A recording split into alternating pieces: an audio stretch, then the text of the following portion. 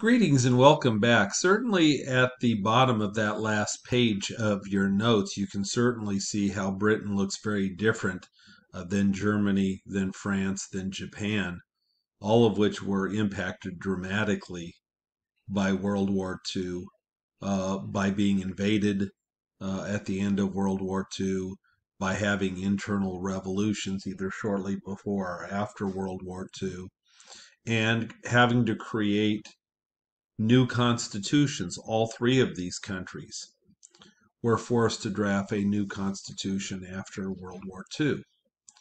Britain is the opposite of that. Not successfully invaded since 1066, last internal revolution in the 17th century, and a constitution.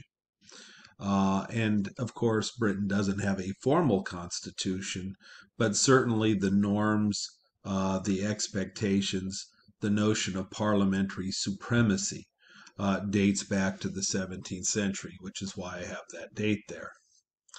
Now, what's intriguing is that British history before 1066 was very different than Britain after 1066. In the last mini lecture, I told you that since 1066, Britain has not been successfully invaded. They haven't had to create a government under the pressure of military defeat.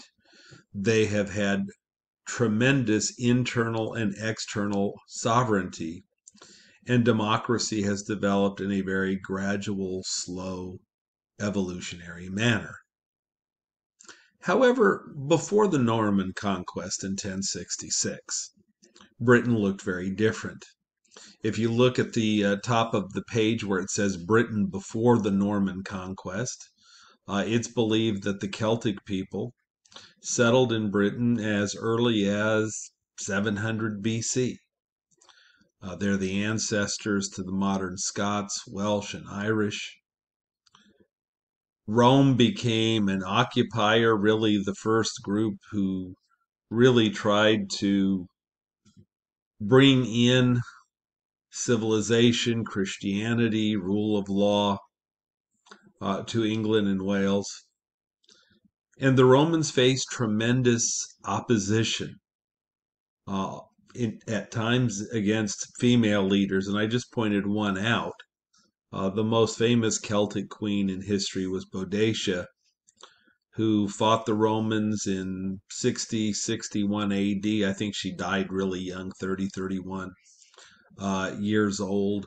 But the wars between Boadicea and her troops and the Romans resulted in as many as 70,000 fatalities between the two sides. Eventually, of course, Rome vacated the islands, and numerous other people were able to successfully invade England, including the Angles, the Saxons, and the Vikings, who all arrived and developed political customs that influenced later political development. And I just pointed out one of them, just to illustrate that life did not begin with William the Conqueror and the Battle of Hastings in 1066. That there were local political traditions that had been around for centuries before the Norman Conquest. And I have that under number one. By the 5th century, local kings and subjects had a widespread accepted convention regarding their rule. There were actually two of them. The first was that kings would consult their counselors, their leaders, their aristocrats on making laws and levying taxes, and that kings would initiate these discussions. So even before the Norman Conquest, there were these informal conventions that the local kings at least engaged in consultation with some of their subjects. This notion of power sharing. Now, what I point out in the second observation is that this becomes much more formalized and institutionalized with the Norman Conquest. And I have that written. With the Norman Conquest, the consultation process became much more formalized. And as wars raged on the continent, and the king committed to events such as the Crusades, are probably even more important, the Hundred Years' War, which I'll talk about a little bit later in another mini lecture. Warfare made kings increasingly dependent on taxes and on the goodwill of the landed aristocrats. The king often wanted the aristocrats for military service, to go off and fight wars, whether in the Holy Lands or on the continent, to maintain these dynastic claims. And the aristocrats were willing to give help. But like anything, there's no free lunch. And the aristocrats were like, okay, yeah, we'll give you some money and manpower to fight these wars, but we want title, and most importantly, we want some political power. And I'll talk about this in more detail later. So the first mini lecture was pretty light. Really, what I want you to know is that Britain has not been successfully invaded since 1066, that geography has been kind to Britain and allowed political development to occur without outside interference. And 1066 becomes a date you should know. We're introduced to a leader that you need to know. William the Conqueror leads a group of French-speaking peoples called the Normans, who were the last successful invaders of England in 1066. The Normans defeated the native king, King Harold. I didn't write that down. You don't need to know that, but if you want to write it in the margin in your notes, that would be fine. I probably should have written it myself. Maybe I'll even go in and edit that so that it'll appear. At the Battle of Hastings, supposedly King Harold gets shot through the eye with an arrow. For some reason, that crazy fact is one of the things I remember from junior high school. I had a very strange teacher who was obsessed with bloodshed and warfare, and used the most gruesome examples he could, which for us junior high boys, we found this very appealing. Most of my female counterparts were absolutely revolted by him.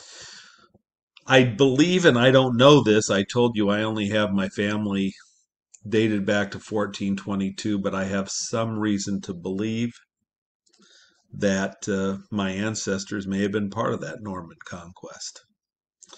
So William comes to power. He replaces the English ruling class with Norman nobles. He centralizes political power. He brings an organized plan to administer England. He brings about greater political stability, certainly greater centralization of political power earlier than we see in Germany and France. And he was able to use military power, force, to consolidate power. Now, despite this fact, William did employ some of the local customs and traditions. For example, with William and his successors, they continued that practice I mentioned earlier of consulting with the aristocrats. The clergy got added to that in terms of, should we declare war? Should we levy taxes? You should know that the Normans bring feudalism to England. This is essentially a power-sharing system between the monarch and the aristocrats. I have copied out of Ruskin, so if you've seen this in Ruskin because you've already read chapter 2, I'm assuming that most of you are watching these videos before you do the reading. Either way, you'll get exposed to it twice, but The feudal system was a contractual system between lords and vassals in which the lords would grant the vassals land or the use of land and protection, while the latter would provide military service. So Roskin points out that power was a two-way street, that the monarch had power, but so too did the aristocrats. Both actors understood that the other was necessary for the maintenance of the system. For our purposes, politically, feudalism meant that the king did not exceed his feudal bounds and become an absolute monarch, as we will see developed in France. So there were limits on the power of the crown, at first informally, and then later in another mini lecture, probably the next mini lecture when I get to the Magna Carta, we'll talk about how this arrangement became even more formalized. But this struggle, which lasted for centuries, how much power does the monarch have? How much power resides in the hands of the landed aristocrats? This laid the eventual foundation for limited representative government. Although clearly the participants did not intend for that to happen. Now, this may or may not belong here, but I put it here because these are themes that you're going to see, maybe not in the next mini lecture, maybe even two. But they're themes that I want you to think about as you read the historical section of Roskin, as you hear these mini lectures. I believe these are the four major areas of political development that your chapter touches on and that I'm going to touch on in this historical section. The first one I've already hinted at a bit. This battle between the Parliament, which is what the landed aristocrats form, and I will talk about that in the next lecture. How eventually this power sharing becomes one in which the Parliament and the aristocrats become more powerful and the crown less powerful. How eventually the House of Commons, which was not originally distinct from the House of Lords, eventually becomes dominant. And today, when we talk about the British government, the linchpin is the British House of Commons. The House of Lords still exists, but it's largely a ceremonial body that can only delay legislation. It cannot prevent it. The gradual ascendancy of mass suffrage over political oligarchy, democracy, comes to Britain some 600 years after constitutionalism. Mass suffrage develops very gradually, very slowly, over time.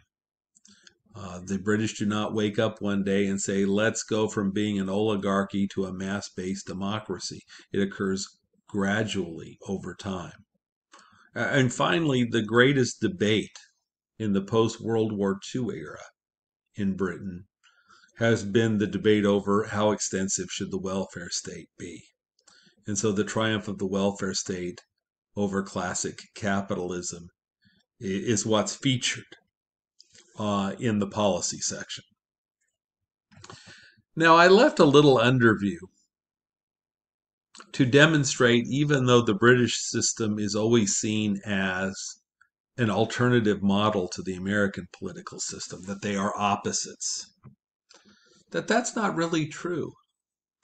That there are several things that even we in America with a presidential system have copied from a parliamentary system like Britain. We both use the single-member plurality system of elections that reinforces two-party dominance. We both have bicameral legislatures. We both have merit-based civil service systems. And so even though we are going to do comparisons in contrast, keep in mind that in some ways Britain influenced even the United States.